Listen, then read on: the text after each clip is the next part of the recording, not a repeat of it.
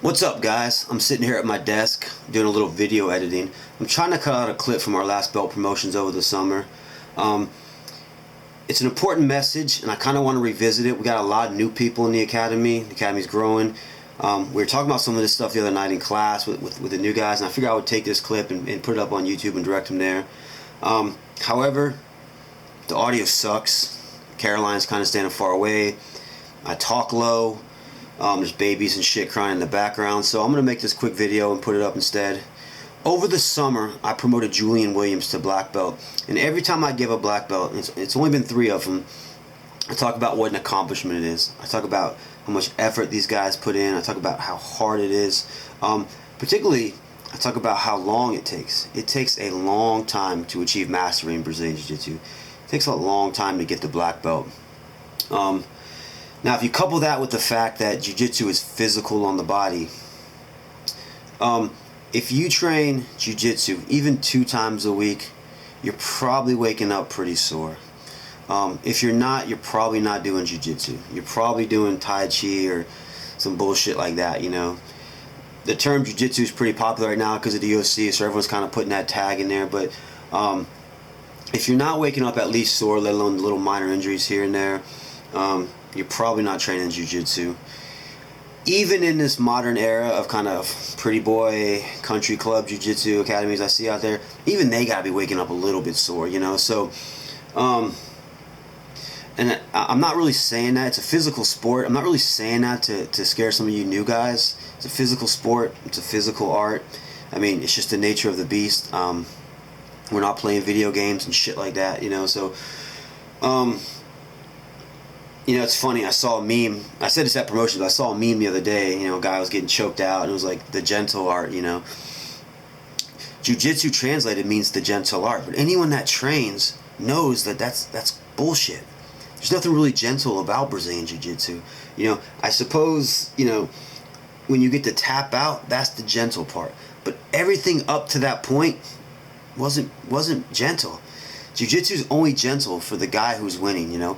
If I'm on top and I'm in side control and I'm smashing you with my shoulder and I'm maintaining good shoulder pressure, it's not very gentle, you know. If someone's mounted on you and grinding you out, someone's got knee on stomach and they're holding your belt and your lapel pulling up, it's not very gentle. If someone's aggressively attacking guillotines and other chokes and stuff and getting taken down, I mean, you guys get what I'm getting at here. The only gentle part about it is right at the very end when you get to tap before you get a major injury.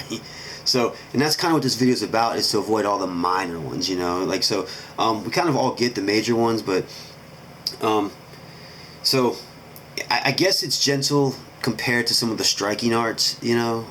Muay Thai, kickboxing, boxing, you know. In those arts, I guess the equivalent would be a knockout.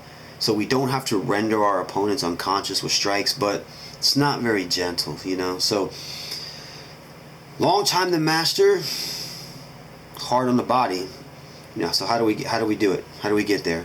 One, we're not doing a very good job of it right now, because only like 1% of people who start training jiu-jitsu make it to black belt, and that's not all because of the, you know, how physical it is. Some of it, you know, it really is because it takes a long time, and in our modern society of instant gratification and not really wanting to work hard, you know that has something to do with it too. No one wants to go that long, you know, just want it and stuff without putting in the effort. So some of that is, but the, you know, feeling like crap all the time and stuff like that is a big part of it, the physical part of it. So the biggest tip, and it's I feel kind of silly saying it, but is you gotta learn to tap out.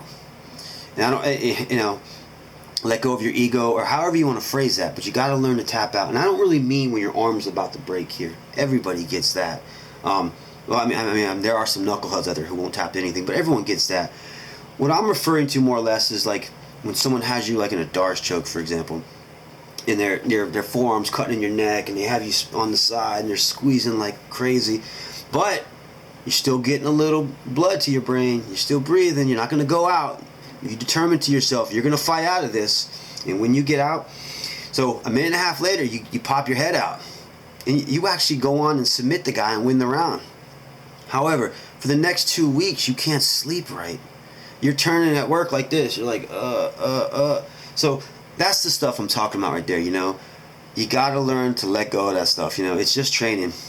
What what I find is as the submissions move inward, people tend to tap, to hold out longer and longer. On the elbow, arm bar, they'll tap quick. On the shoulder, they're fighting more. When they get to the neck and spine, they just can't let go until it's for some reason, So make sure you're tapping out. We say it every day before every round of our kids class, but they're 8 years old, so I shouldn't have to tell a fucking adult over and over. So make sure so make peace with that, and I don't mean just the crazy submissions. Secondly, set up a practical training schedule with varied intensities, and I speak and I don't speak about this much because it kind of gives the lazy guys, the soft guys, an excuse not to train. That's not what I'm saying, but you guys that train a lot, you train 5 days a week, some guys come mornings, nights, you need to vary your intensity. You really should have some days where you're just drilling and doing technique. You really should have some days where you're just doing, some conditioning, some muscle endurance, VO2 max, without all the toll on your body that comes with jiu-jitsu training. So you guys that are training only twice a week, you kind of get a little leeway there because you're probably only doing 6 to 8 rounds and something like that, So keep a training log, monitor your live rounds per week, find out what works best for you, where you don't see injury and fatigue and a decrease in performance. So this is stuff that every sport does and everything does. So find out what works best for you, but you really can't come in and train hard every day, okay? You need to go hard. You guys that compete, you need to train harder than everybody else. But even if you don't compete, you need to know what aggression feels like. If somebody's trying to put your head through the concrete, you need to know what aggression feels like. So you need to go hard. You just don't have to go every day. You just don't have to do it every day. So keep that in mind.